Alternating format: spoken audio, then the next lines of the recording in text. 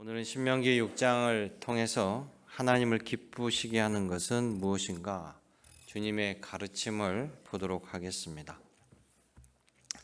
저도 내 자녀를 생각해 보면서 내 자녀가 어떻게 하는 것이 내가 기쁜 것인가 라고 곰곰이 생각해 보았습니다. 내 자녀가 행복하게 사는 것, 고통당하지 아니하고 아프지 아니하고 잘 사는 것이 나에게 기쁨이 되지 않을까?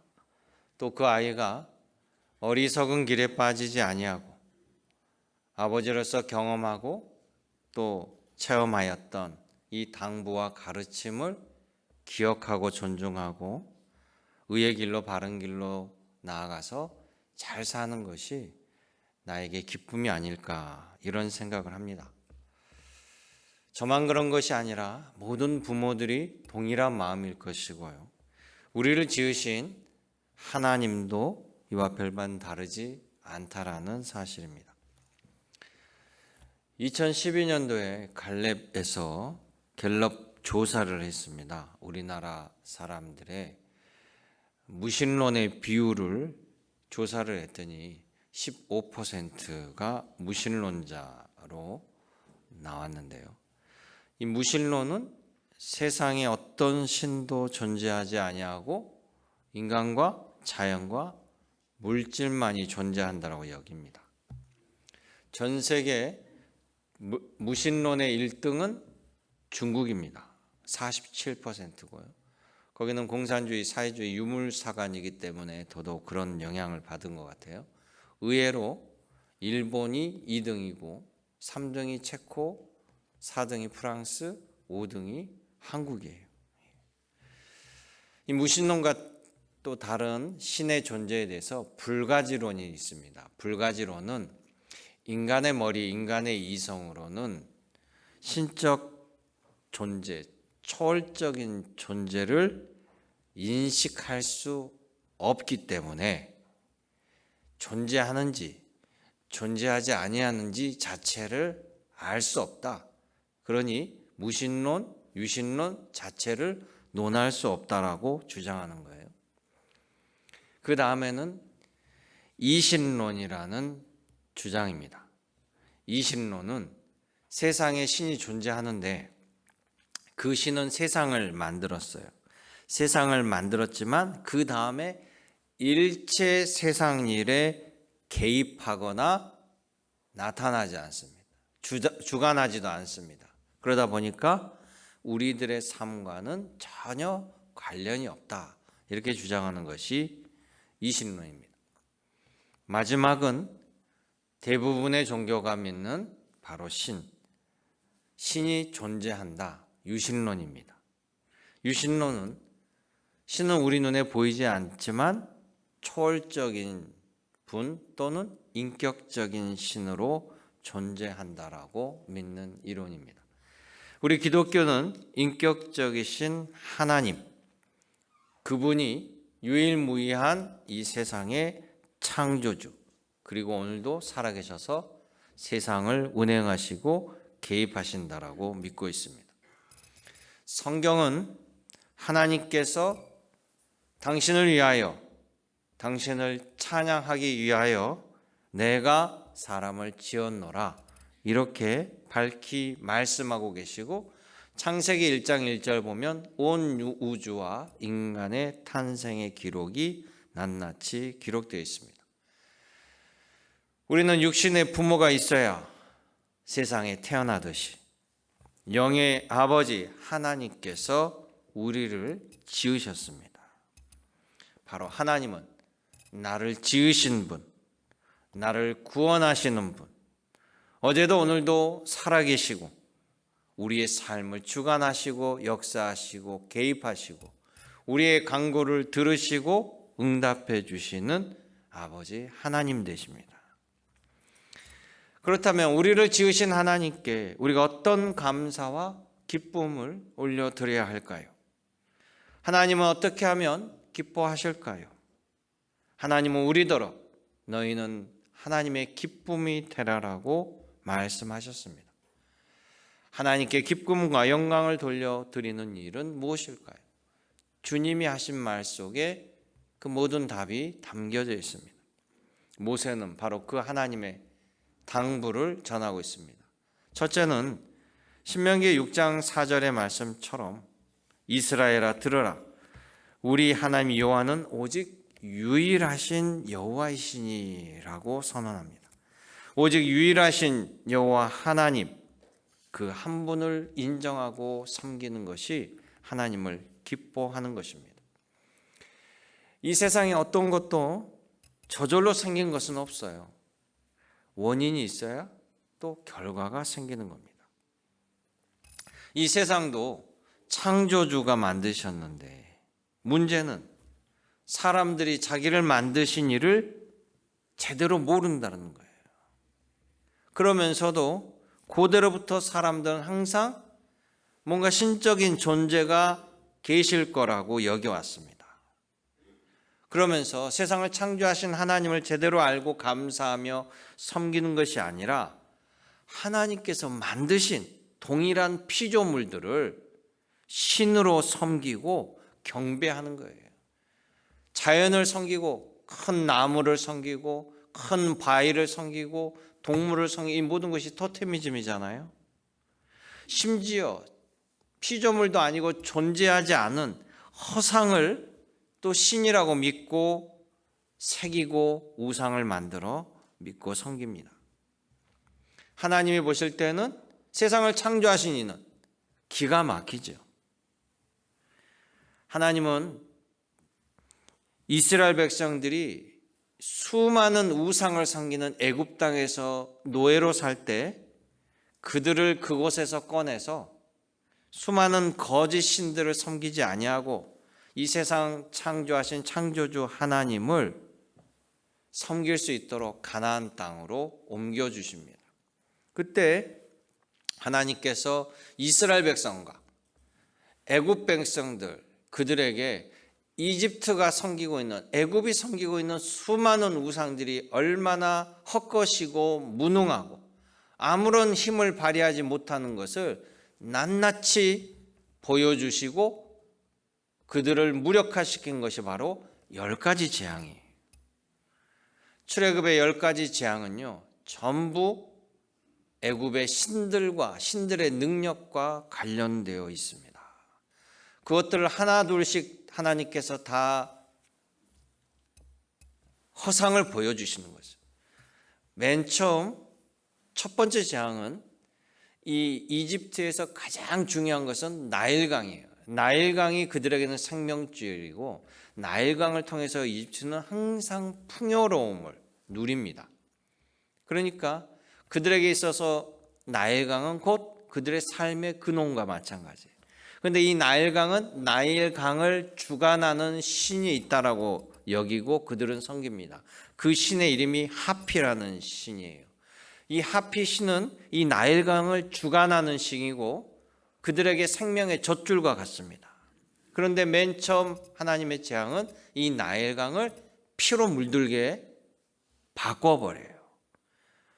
그들의 모든 생명수의 공급원인 나일강의 물이 핏물로 바뀌어버리자 사람들이 물을 먹을 수 없고 목말라 죽게 만드는 거죠.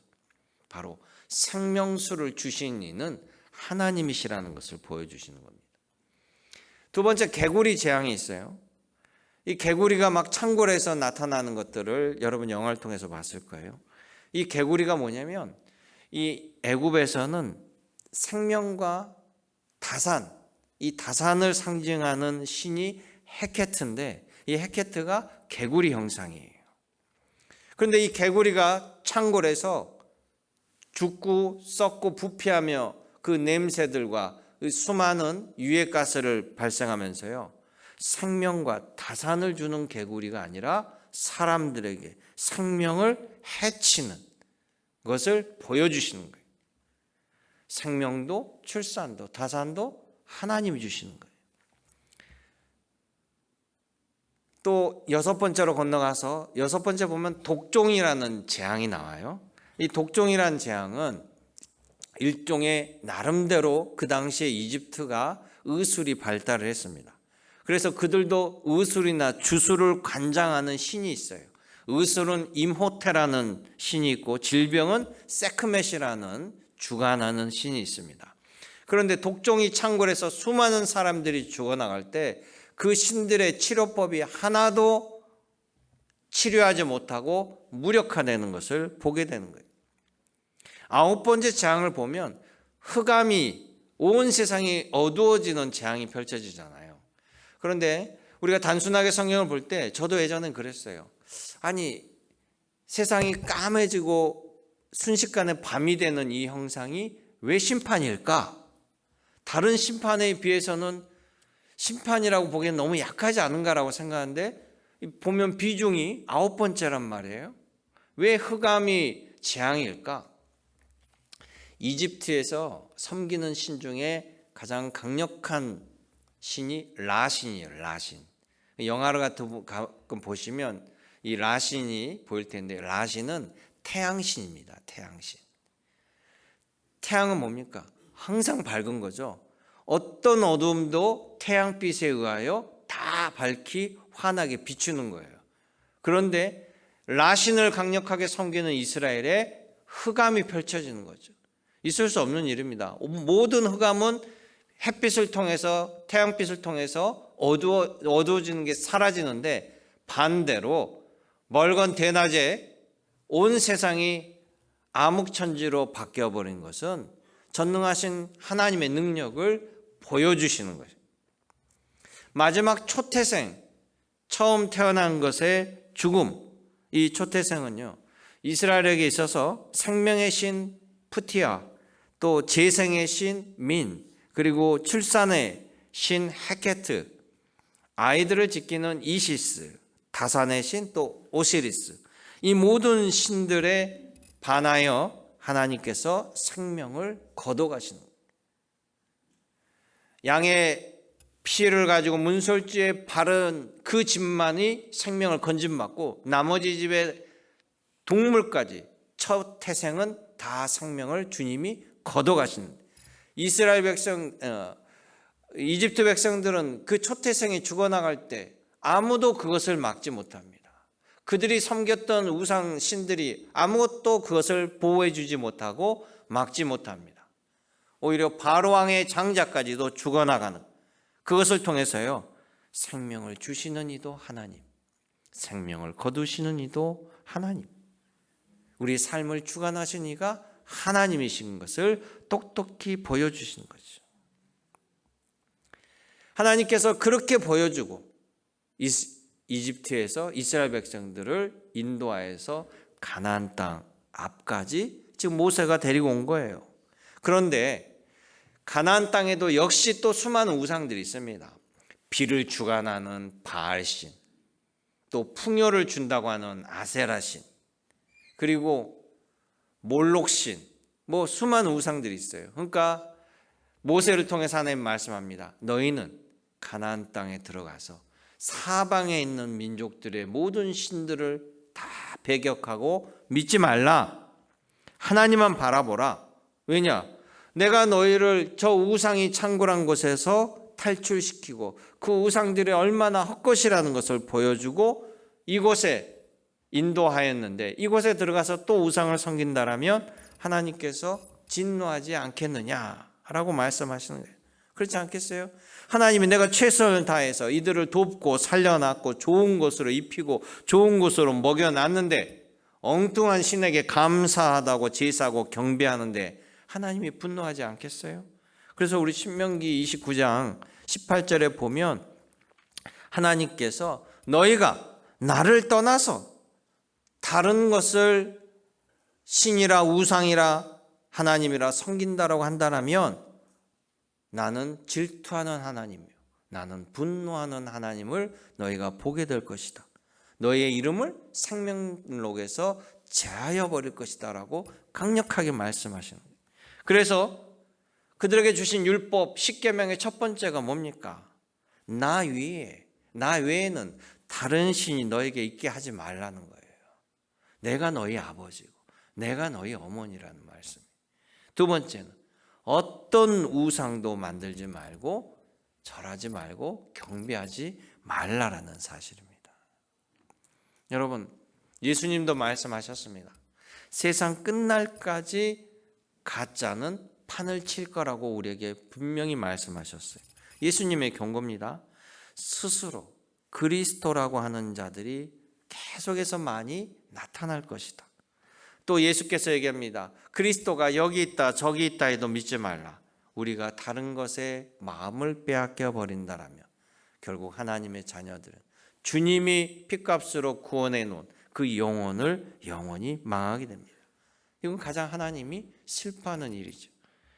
여러분 모두가 오직 성자, 성부, 성령 하나님, 그 하나님만 섬기며 하나님의 기쁨의 자녀가 되시기를 주님의 이름으로 축원합니다.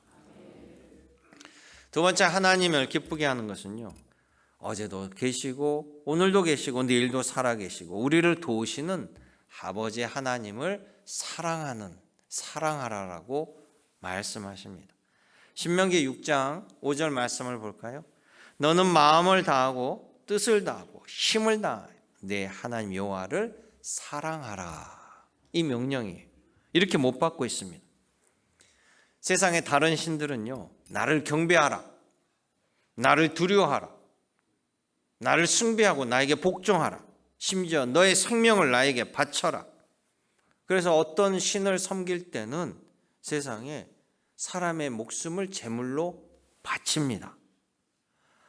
아기를 생명을 바치기도 하고 처녀도 바치기도 합니다. 예전에 제주도에서 동굴에 처녀를 바치는, 제물로 바치는 일이 실제 있었죠. 성경시대에 히스기야 왕 아버지는요, 우상에 미쳐가지고 남유다 왕인데도 불구하고 그 당시에 몰록신을 섬겼어요. 이 몰록신이 살아있는 아기를 제물로 받는 신이에요. 그러니까 히스기야는 자기 형들이 제물로 바쳐지는 것을 보고 자랐습니다. 얼마나 소름 끼치겠어요. 나중에 히스기야가 왕에 올랐을 때 아버지가 섬겼던 이 몰록 신전을 다 파괴해버리고 하나님의 신앙을 회복시킨 히스기야가 위대한 왕이에요. 히스기야가 생명을 15년이나 하나님께서 연장해 준 거 그냥 한 것이 아닙니다. 그런데 그렇게 무시무시한 종교가 많아요. 여러분, 신을 섬긴다라는 거, 그 신에게 어떻게 됐건 잘 되자고 복 받으려고 하는 거 아니에요? 그런데 산 사람의 목숨을 바쳐야만 복을 받는다라면 그게 복일까요? 내 목숨을 건지기 위해서 다른 생명을, 아기의 생명을, 다른 사람의 생명을 바치고 경배하는 게 이게 경배인가요? 이건 두려움과 공포입니다. 이걸 하지 아니하면 화를 당하기 때문에 공동체에서 한 명을 정해서 제물로 대신 바치는 거 아니에요? 그런데 우리 하나님은 어쨌습니까? 하나님 우리를 생명을 취한 적이 없어요. 하나님은 우리를 살리기 위해서 당신의 아들 예수 그리스도를 보내셔서 그 십자가의 죽음으로 우리를 죄에서 건져주셨지. 당신이 희생하셨지 우리 희생을 삼아서 하나님의 영광과 기쁨을 취한 적이 없습니다. 우리 부모들의 자녀를 향한 그 희생과 헌신이 어디서 왔겠어요? 아버지 하나님이 주신 그 부모의 마음이라는 사실입니다. 그래서 요한 1서 4장 19절에 이렇게 얘기합니다. 우리가 하나님을 사랑한 것이 아니요 하나님이 먼저 우리를 사랑하셨음이라. 아멘. 여러분, 이와 같은 고백이 나오기를 원합니다. 하나님은 우리를 지으신 창조주예요. 그 말은 우리를 낳으신 부모라는 말이에요. 또 한없이 헌신하고 희생하는 사랑의 아버지, 나의 영혼의 아버지, 나의 근원의 어머니 되신다는 사실을 기억하시길 원합니다. 자녀가 나를 낳아주신 부모를 공경하는 것이 기본 아니에요? 당연한 거 아니겠습니까? 당연히 우리가 하나님을 공경하고 섬기는 것이 인간의 도리죠.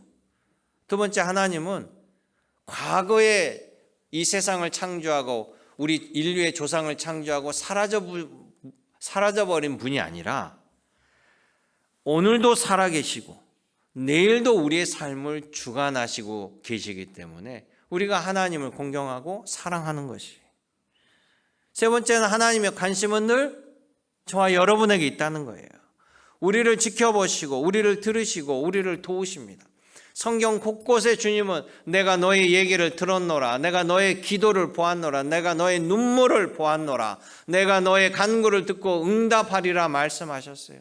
우리 성전에 보면 이미 하나님께서 내 눈과 귀와 마음이 여기 있다라고 우리 성전 벽에 성경 말씀을 새겨 놓았어요. 하나님 말씀을 보고 듣고 여러분이 기억하시라고. 이런 하나님께서 너희가 나를 사랑하라, 내가 너희를 사랑한 만큼 너희도 나를 사랑해 주라 라고 말씀하시는 거예요. 여러분, 사랑은요 자발적인 감정이에요. 스스로 좋아하는 감정이잖아요. 의무로 하는 거, 억지로 하는 것이 아닙니다. 사랑은 하지 말라고 해도 잘해주고 좋은 것을 주고 싶어하고 보호하고 헌신하고, 이게 다 사랑의 감정 아니에요? 어머니 아버지 뭐 의무적으로 내 자녀를 사랑합니까? 내 자녀니까 잘해주고 싶고 뭐라도 하나 더 챙겨주고 싶고 그러잖아요. 이제 요즘에는 그러지 않을 텐데, 예전에는 시골에 살다 보면 다 자녀들 뭐 외지로 보내잖아요. 그러면 어떻게 합니까? 다 고속버스 타고 다니는 시절에 그냥 김치 같은 거 바리바리 싸가지고 보냅니다. 자식이 오면 야 이거 가서 먹어라, 막 갓김치부터 파김치까지 그걸 고속버스에 타고 다님. 가끔 터지기도 하죠. 저도 많이 그래 봤어요. 아이 안 가져가요. 아이 폼생폼사예요. 내가 어떻게 이거 들고 가요. 너 안 가져오면 후회한다. 또 어머니 해준 김치 맛, 이게 또 서울과 시골이 다르잖아요. 그것도 얼마나 무거워요. 김치는 다 그렇게 해서 부모님들이 다 보내고 자식들을 위해서 헌신하고 희생하고, 그게 또 기쁨이고 부모들은 즐거움 아니에요? 자녀들은 처음엔 툴툴거리고 뭐 이런 걸 싸주냐고 해서 갖고 가서는 다 잘 먹어요. 그냥 내리사랑, 부모의 내리사랑이 어디서 내려왔을까요? 하나님에게서 내려왔다는 사실이에요.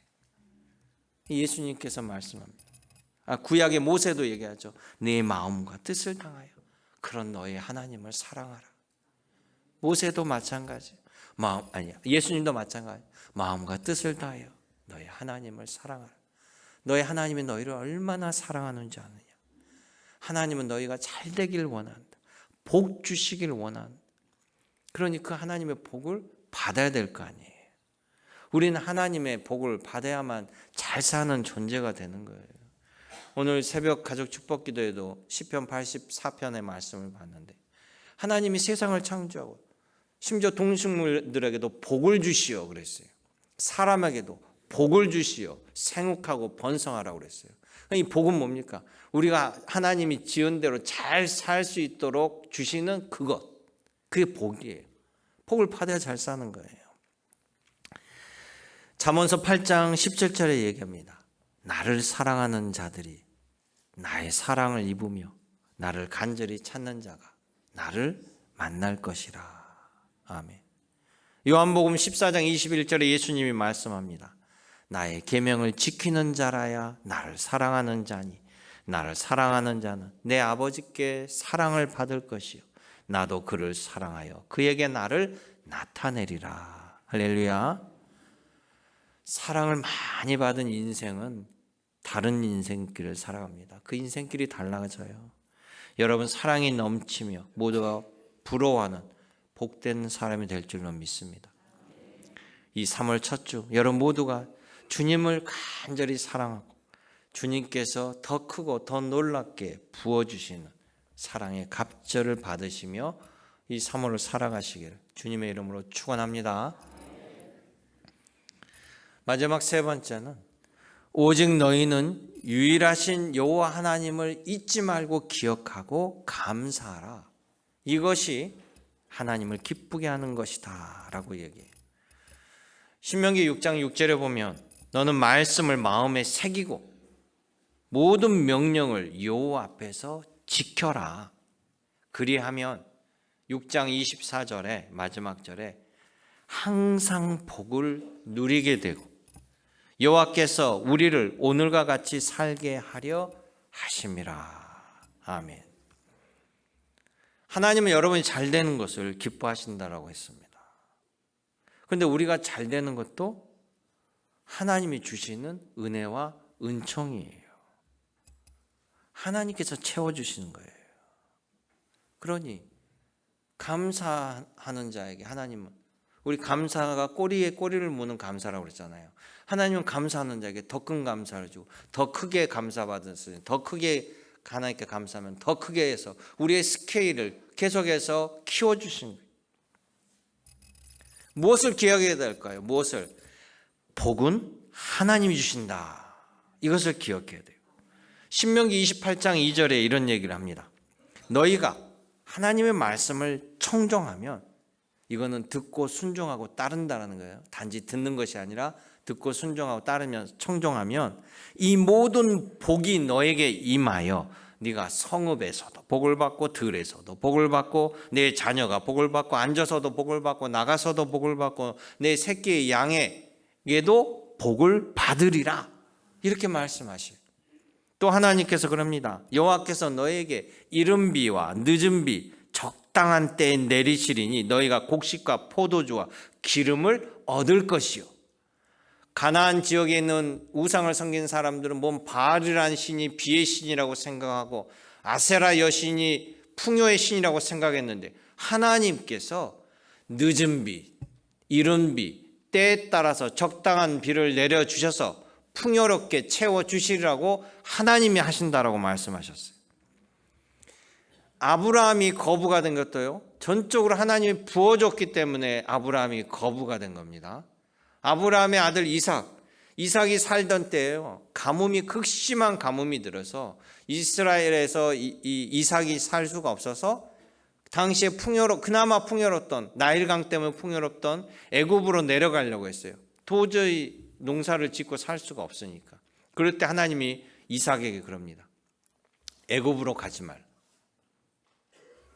이곳에서 네가 머물러 농사를 지으면 내가 채워주리라.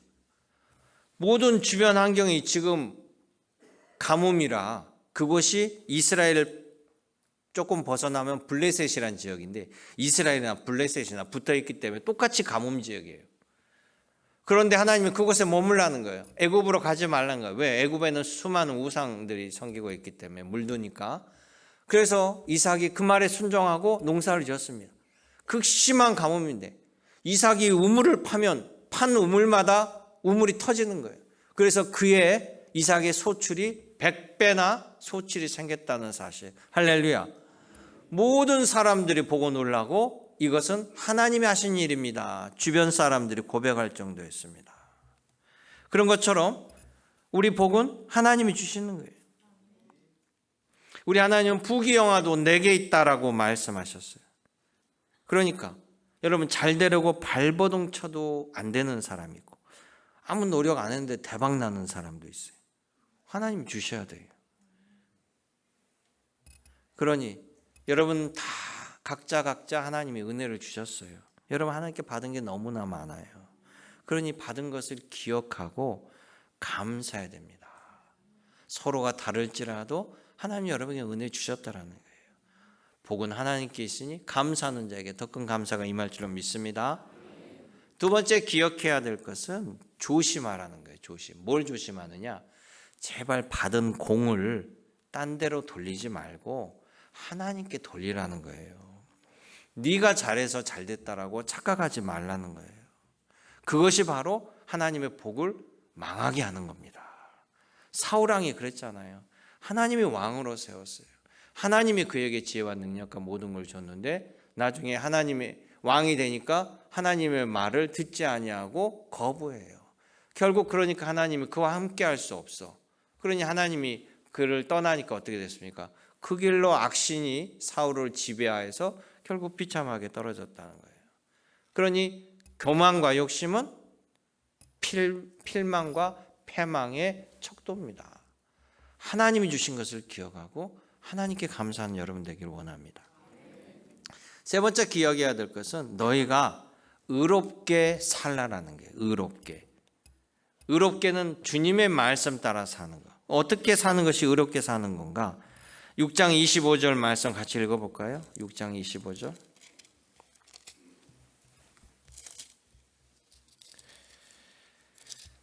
우리가 그 명령하신 대로 이 모든 명령을 우리의 하나님 여호와 앞에서 삼가 지키면 그것이 곧 우리의 의로움이니라 할지니라. 아멘. 주님의 명령 따라 순종하고 살아가는 것이 곧 우리가 의롭게 되는 길이에요. 말씀을 마칩니다. 하나님은 여러분들이 복받기를 원해요. 5장 29절에 신명기 5장 29절에 이렇게 얘기합니다. 항상 이 같은 마음을 품어서 나를 경외하면 내 모든 명령을 지켜서 그들과 그 자손이 영원히 복받기를 원하노라. 할렐루야. 그래서 하나님의 기쁨이 되시길 원합니다. 여러분, 하나님의 기쁨이 되시는 것이 하나님이 원하는 길이에요. 그러니 말씀을 마지막으로 다시 한번 정리하면, 첫째는 하나님만이 유일하신 창조주 하나님, 어제도 계시고 오늘도 계시고 내일도 주관하신 하나님만을 앙망하고 바라보라는 것. 두 번째는 나를 도우시는 이는 하나님이시니 하나님을 사랑하라는 것. 세 번째는 여호와 하나님의 은혜를 잊지 아니하고 기억하고 기념하고 감사하는 자들에게 하나님의 기쁨과 영광이 된다는 사실을, 그렇게 살아가는 우리 믿음의 권속이 되시기를 주님의 이름으로 축원합니다. 참 좋으신 아버지 하나님, 오늘도 주의 전전에 저희들을 부르셔서 복 주시길 원하시는 아버지 하나님의 마음을 깨닫게 하셨음을 감사드립니다.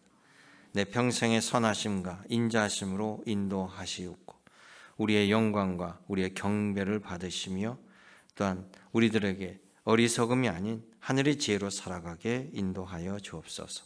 예수님의 이름으로 기도드립니다. 아멘.